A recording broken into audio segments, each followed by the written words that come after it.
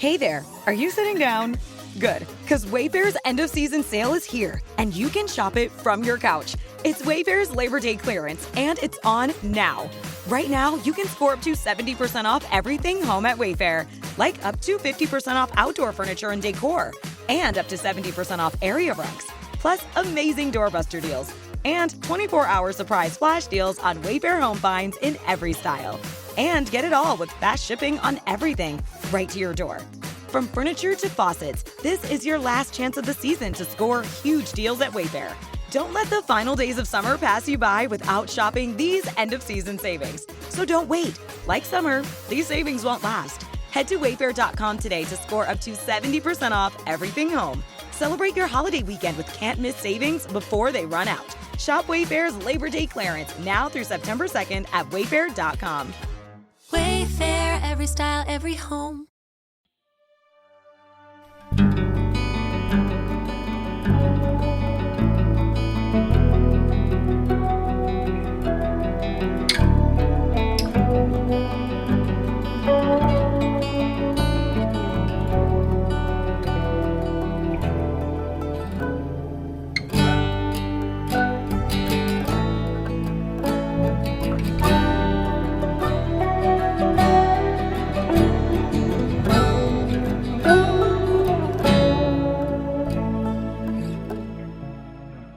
Bienvenidos a La Mente y sus cicatrices. Soy Pablo de Lorenzo, psicólogo experto en trauma y acoso.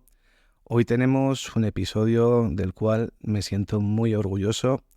Tenemos a una persona que se encuentra en recuperación de una de las problemáticas más graves que hemos tratado en este canal, el alcoholismo, y va a contarnos en primicia y en anónimo su propia historia. Se llama Héctor y nos va a contar su historia a través de una serie de preguntas que van a servir de guía. Para aquellos que queráis conocer un poco más el mundo de las drogas y el alcoholismo, creo que será un viaje muy interesante, y para aquellos que os encontréis perdidos todavía en vasos y copas, puede que os ayude a tener una esperanza. En primer lugar, saludar a Héctor, que está conmigo. Muy buenas tardes, Pablo. Vamos a ver qué podemos aportar. Para empezar esta entrevista, vamos a ir un poco a los últimos momentos de esta adicción, y aunque parezca contraintuitivo, quiero preguntarte, Héctor, ¿cómo fue tu episodio de delirium tremens? Porque creo que es importante que quede claro, empezar por lo dañino que puede llegar a ser el consumo de alcohol. Y el delirium tremens, según tengo entendido, es una de las experiencias más duras que puede experimentar un ser humano. ¿Cómo lo viviste, Héctor? Bueno, Pablo, honestamente es de las peores experiencias de mi vida, si no la peor.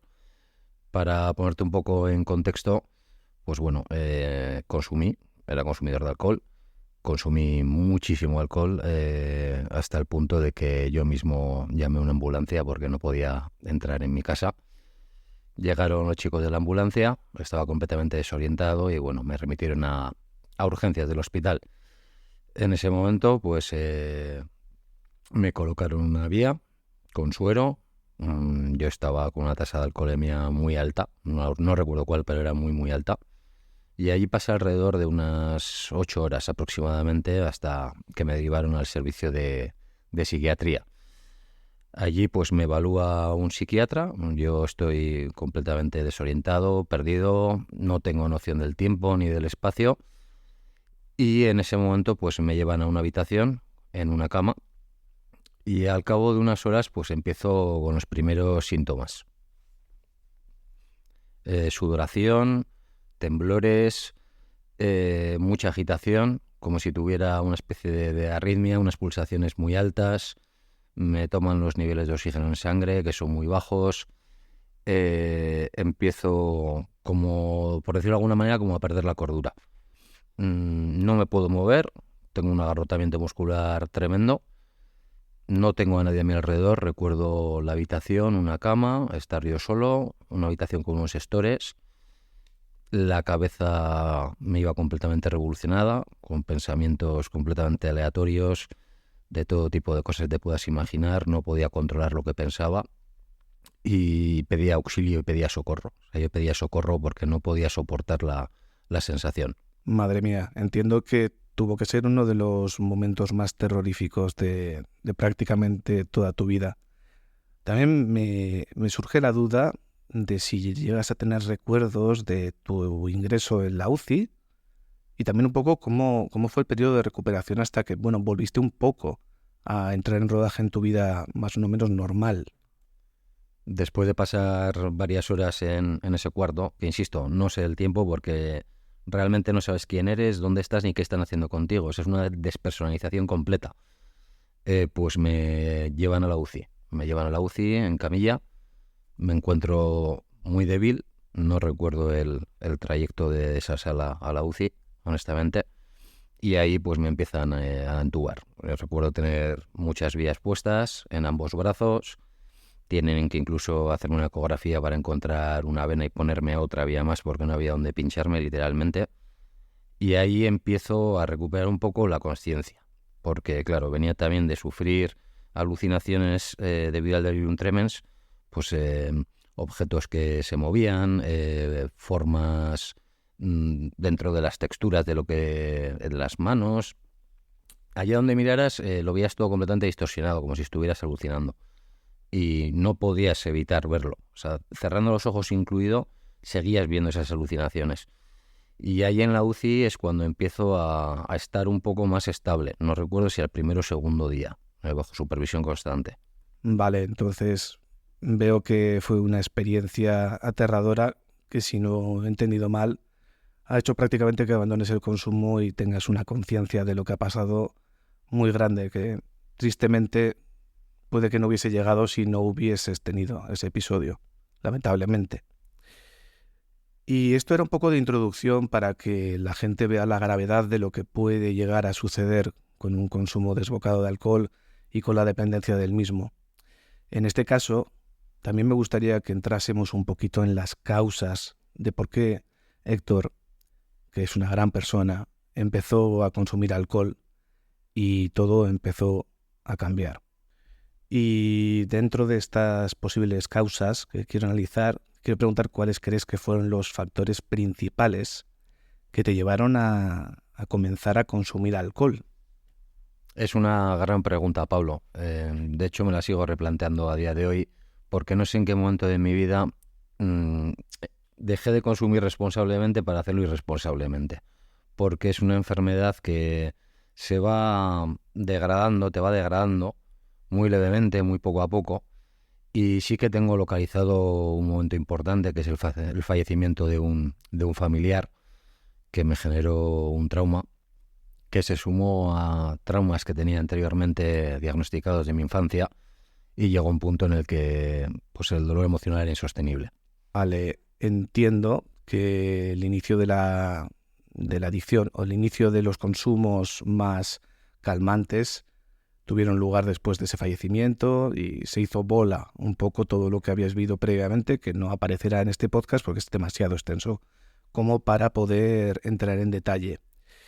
Y uno de los puntos en los que las sustancias se vuelven adictivas y se graban en el cerebro es cuando nos calman por refuerzo negativo, por calmar un dolor inmenso que tenemos. Y entonces la pregunta que te quiero hacer es: ¿en qué momento pudiste empezar a notar que el alcohol tenía un efecto casi positivo en tu vida? Ya sea por el manejo del dolor emocional, manejo del dolor físico o retirada de unas sensaciones que eran muy invasivas y muy desagradables. ¿Qué me cuentas sobre ello, Héctor? Bueno, Pablo, yo utilizaba el alcohol como un ansiolítico, un anestésico, y yo tenía una vida completamente funcional. Yo me levantaba, iba a trabajar, tenía a mi pareja, pero al final del día pues me daba mi premio, mi recompensa. Cuando la cabeza empezaba a pensar en lo que no debía o en lo que me hacía daño, pues me tomaba 2 cervezas, 3 cervezas y todo estaba en calma, estaba más tranquilo. Notaba que después de los consumos pues la cabeza dejaba de rumiar, dejaba de pensar, estaba más tranquilo, pero en cambio no gestionaba pues las emociones, que es lo que tenía que gestionar. Cuando tenía un enfado consumía, cuando tenía un problema consumía, y la solución era tirarse al consumo. no lo sabía gestionar de otra forma.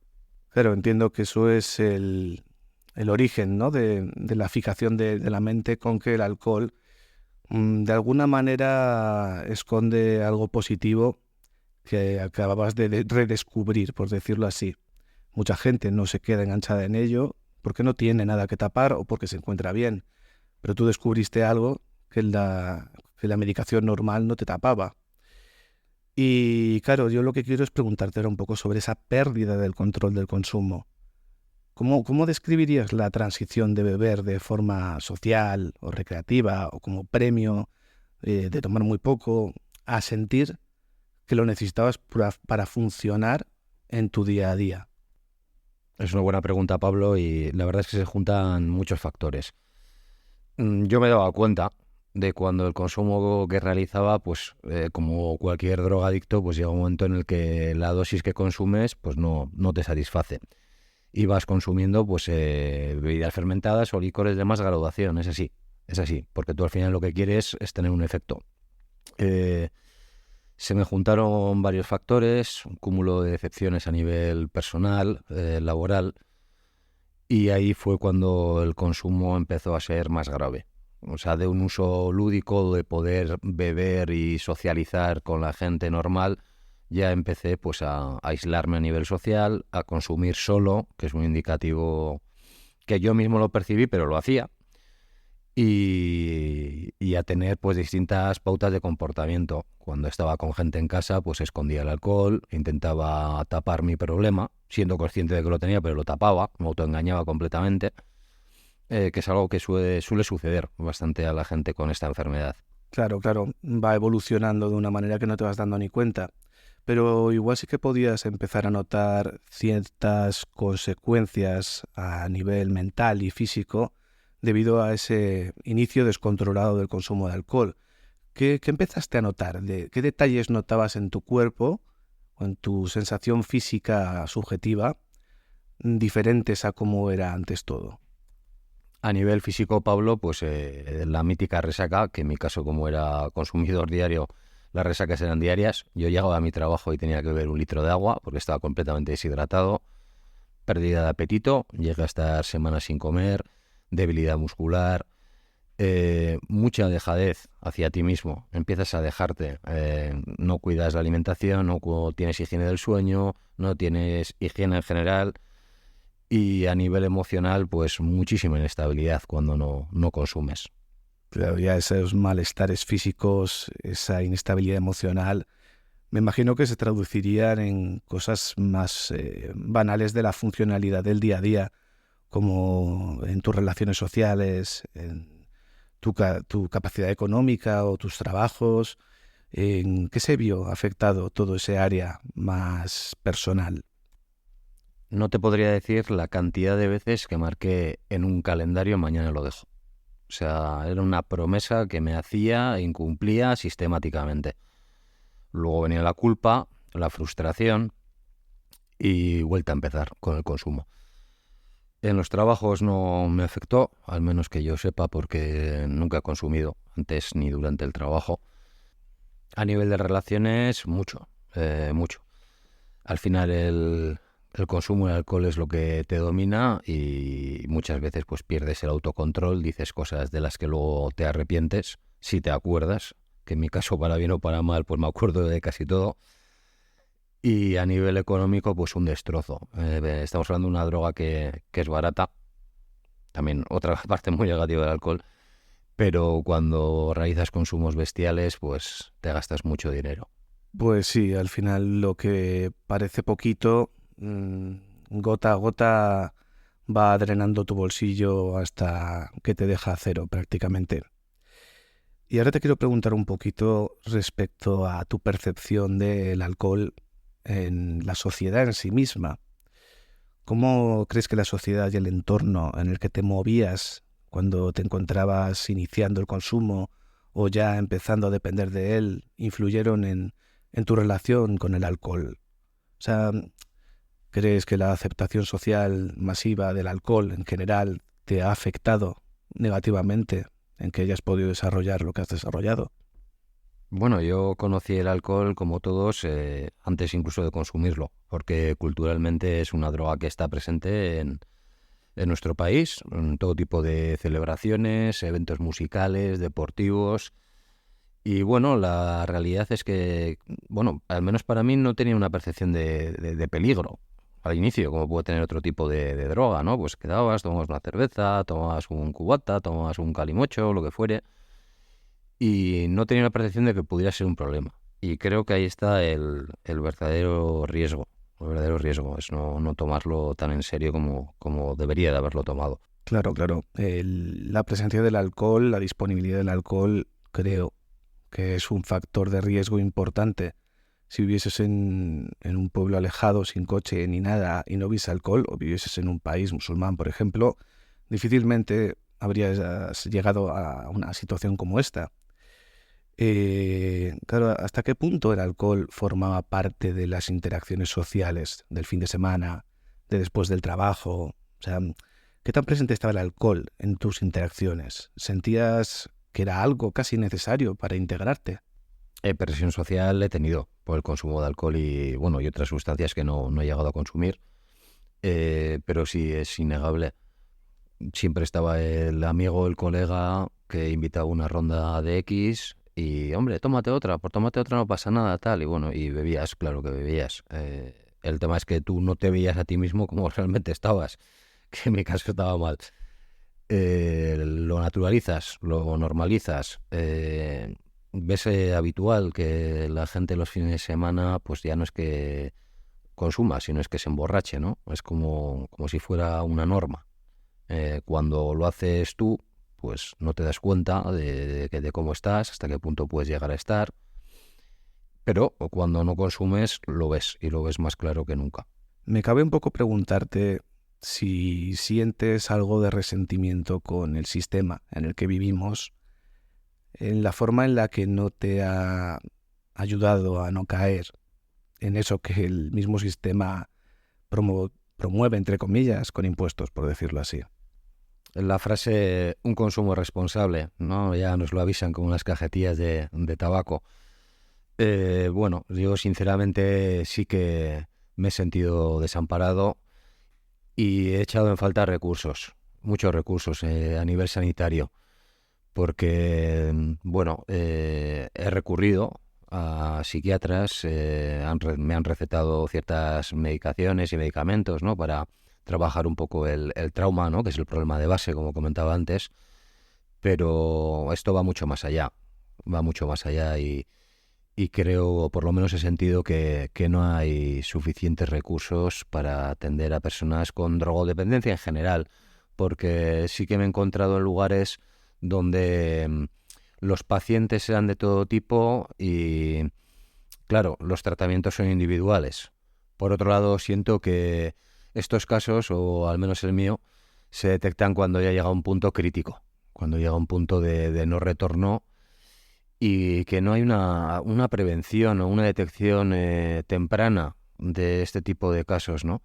Lo cual ayudaría a que no desembocara en todo el drama que lleva. Pues comparto bastante contigo esta visión de que igual hace falta una atención temprana o igual no tanto campañas de prevención del consumo, sino de detección de cuando alguien se está pudiendo pasar o cuando alguien está consumiendo de forma automedicativa, que creo que es un poquito el problema principal que acaba yéndose de madre. Y quiero pasar un poco a la parte de tu tratamiento, de tu deshabituación, porque ahora no eres el mismo que hace un año y es una diferencia abismal. ¿Qué te motivó finalmente a buscar ayuda o tratamiento para, de verdad, dejar lo que te estaba haciendo tanto daño? ¿Fue por una experiencia vital chocante? Tocar fondo. Y dirías, ¿cuándo tocaste fondo, Héctor? Pues toqué fondo muchas veces. Una de ellas fue el día de mi cumpleaños. Tuve un accidente de tráfico del cual salí ileso, pero podría haberme matado perfectamente. El modo de vida que llevaba se centraba en beber y dormir. No hacía otra cosa. Era completamente autodestructivo. Y no sabía cómo salir de ese círculo vicioso. Pero es que es un círculo que, como no busques una salida tangencial, es que te puedes quedar en él y no salir. La duda que tengo también es cómo ha sido el proceso de tratamiento de deshabituación, principalmente hasta ahora, ¿qué ha sido lo más difícil? ¿Cómo volviste de nuevo a ser quien eres? ¿Cómo empezó el proceso de nuevo de ser quien eres? Bueno, mi terapeuta era consciente de cómo estaba yo y me recomendó unos centros de rehabilitación privados porque en sanidad pública no había en ese momento y yo necesitaba una solución ya. Interné en un centro lejos de mi casa donde, bueno, primero pues me practicaron una cura de desintoxicación con X medicamentos sin delirium tremens en un entorno seguro y supervisado. Y conviví con una comunidad de más gente con problemas de adicciones, pues donde trabajábamos cosas que habíamos descuidado por culpa de las mismas, desde la disciplina básica hasta trabajos grupales relacionados con la gestión de emociones y demás. Fueron 2 meses de internamiento, no fue barato, pero fue el mejor dinero invertido, honestamente. Y me ayudó mucho a ver las cosas de otra forma, sobre todo el trabajar mano a mano con gente que sufría adicciones, el compartir experiencias, abrirnos, mostrar nuestros miedos, ¿no? Ver que detrás de una adicción hay una persona, y hay una persona que tiene un problema. Entiendo que ha tenido que ser un proceso difícil hasta llegar de nuevo al punto en el que estabas.